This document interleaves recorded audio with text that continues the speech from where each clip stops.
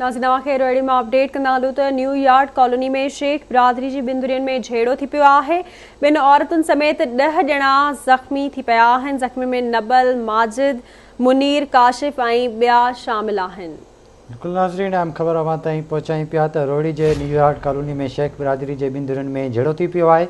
बिन औरतुन समेत 10 ॼणा ज़ख्मी थी पिया आहिनि। ज़ख्मी में नबल, माजिद, मुनीर, काशिफ ऐं ॿिया शामिल आहिनि, जिन खे अस्पताल मुंतकिल कयो वियो आहे।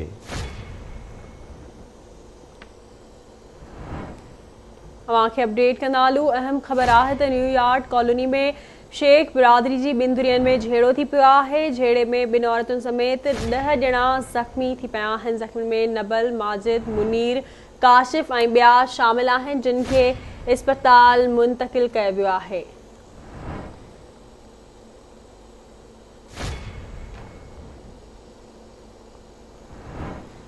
आगाह कयूं अव्हांखे न्यूयॉर्क कॉलोनी में शेख बिरादरी जे बिंदुरियन में झेड़ो थियो आहे। बिन औरतुनि समेत 10 ॼणा ज़ख्मी थी पिया आहिनि। ज़ख्मियुनि में नबुल, माजिद, मुनीर, काशिफ ऐं ॿिया शामिल आहिनि, जिन खे अस्पताल मुंतकिल कयो वियो आहे।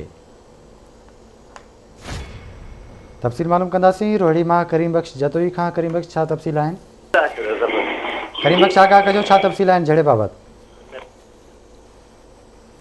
जी मां तव्हांखे ॿुधाईंदो वञा त रोड़ी वेझो जेका न्यूयॉर्क कॉलोनी में शेख बिरादरी जे ॿिनि धुरनि में संगावती तकरार सां झेड़ो थी पियो।